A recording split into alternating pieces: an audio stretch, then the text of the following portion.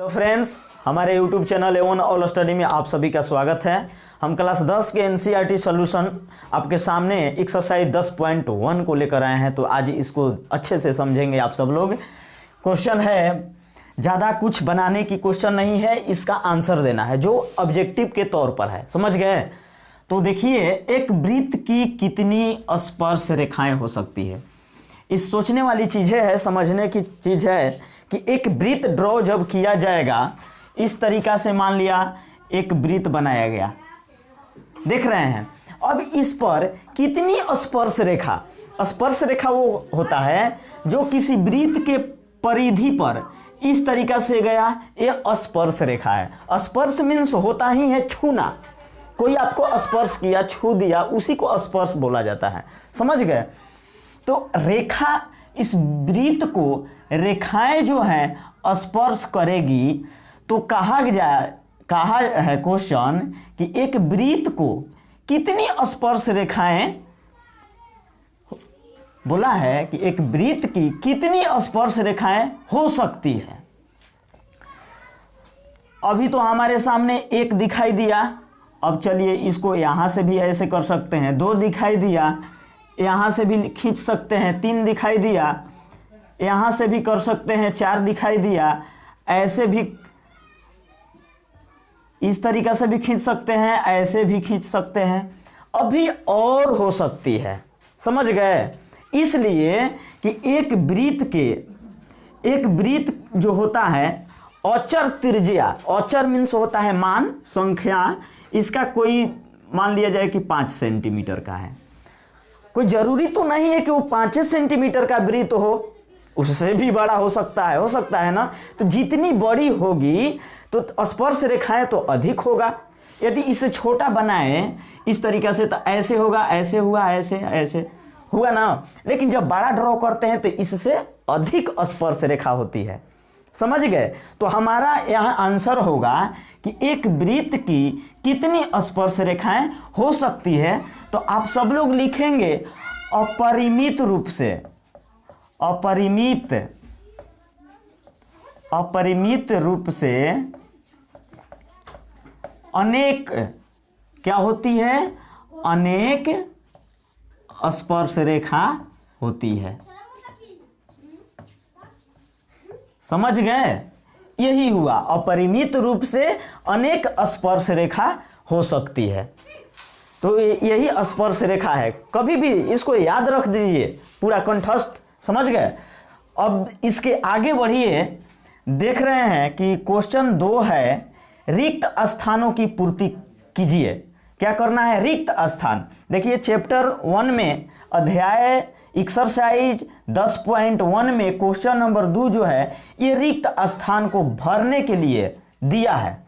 तो ये हो सकता है कि आपको ऑब्जेक्टिव बना दे, 4 गो ऑप्शन दे दे। समझ गए? तो इसको समझना जरूरी है, याद भी रखना जरूरी है। तो किसी वृत्त की स्पर्श रेखा उसे बिंदुओं पर प्रतिच्छेद करती है।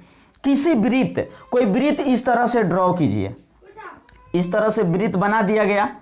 अब इस वृत्त पर हम देखेंगे, बनाकर देखेंगे, और बनाने के बाद में इस पर एक स्पर्श रेखा खींचिए।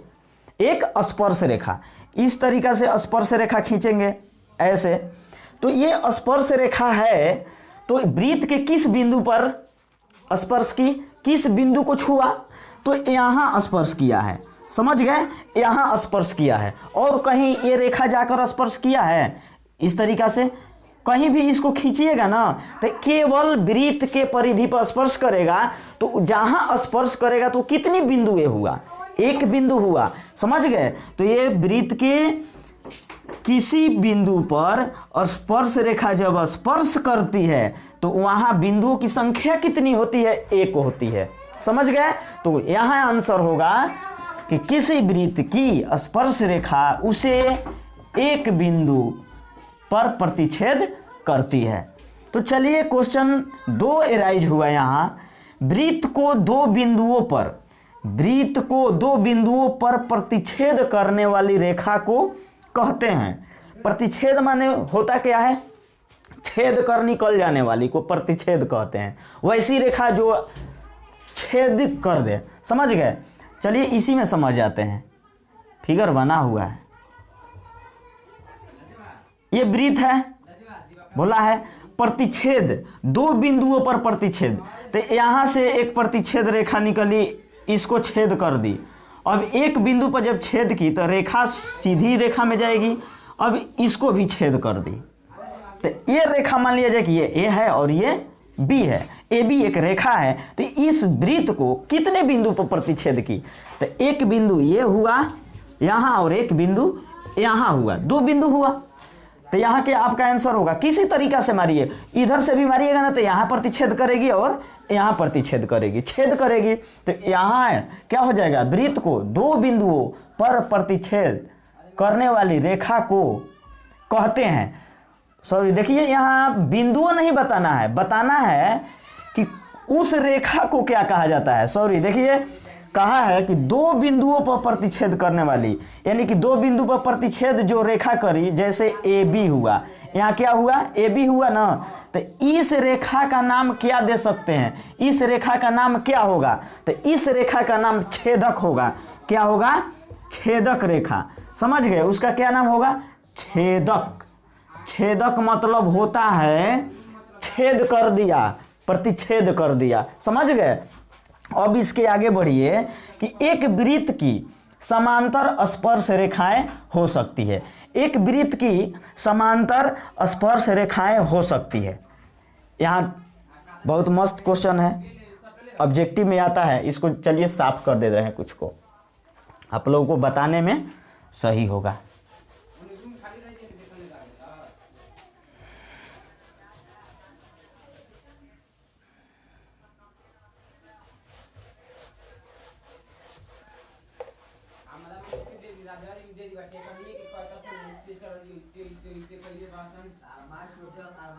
देखिए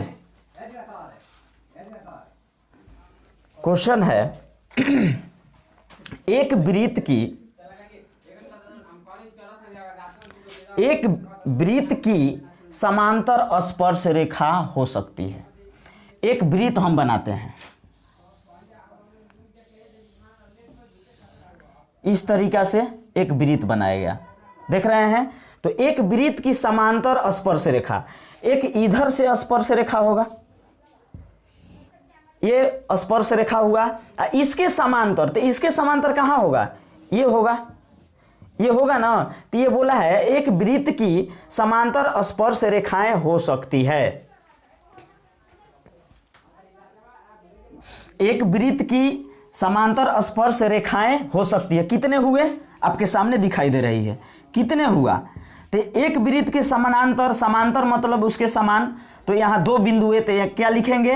दो समांतर स्पर्श रेखाएं हो सकती है। कितने? तो दो होगा। समझ गए? अब इसके बाद आ रहा कि वृत्त तथा उसकी स्पर्श रेखा के उभयनिष्ठ बिंदु को कहते हैं।